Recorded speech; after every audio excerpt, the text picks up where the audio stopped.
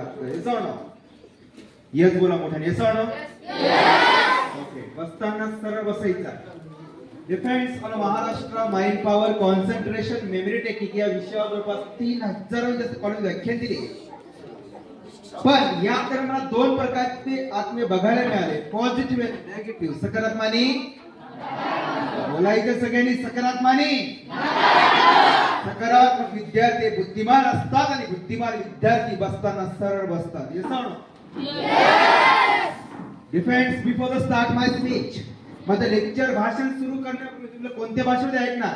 हिंदीमध्ये, इंग्रजीमध्ये, मराठीमध्ये? सगळ्यांना शुद्ध मराठी समजते का? येस और नो? बसायला सरळ बसायचं सगळ्यांनी. विष्णू माहितीये, ज्याप्रमाणे यंत्र चालवण्यासाठी इंधनाची आवश्यकता असते त्याच पद्धतीनं माणसाला जीवनासाठी मोटिवेशन म्हणजे प्रेरणेची आवश्यकता असते.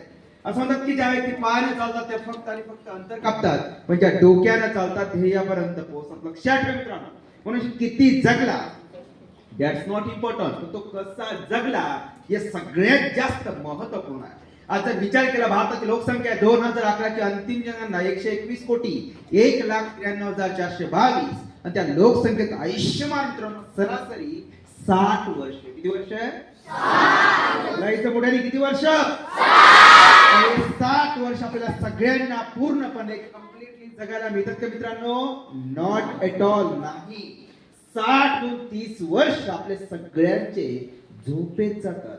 60 हून 30 वजा करणारे किती उरले? करा हिशोब, किती उरले? 5 वर्ष टीव्ही पाण्यात गेले, किती उरले? 5 वर्ष आजारपणात गेले, किती उरले? तुम्ही सर्वजण आता 10, 12, 13, 14, 15 वर्षाचे असाल. हे सांग. त्या 20 मधून 10, 12 वर्ष मायनस करा म्हणजे वजा करा, किती उरतायत? 4, 5 किंवा 6 किंवा 8. हे सांग. मी आणखी प्रश्न विचारतो. त्या देवाने खूप सुंदर जन्म दिलेला आपल्याला.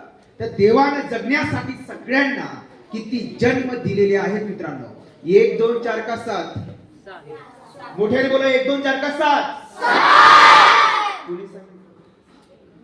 नीट विचार केला की एकच जन्म, ते पण अर्ध चाललंय आणि अर्धच बाकी. येस और नो? डिफेंड्स पूर्ण महाराष्ट्र प्रोग्राम करत असताना समजलं, आयुष्यात जर प्रगती करायची असेल, विकास साधायचा असेल, प्रत्येक आत्म्यानं काय करायला पाहिजे?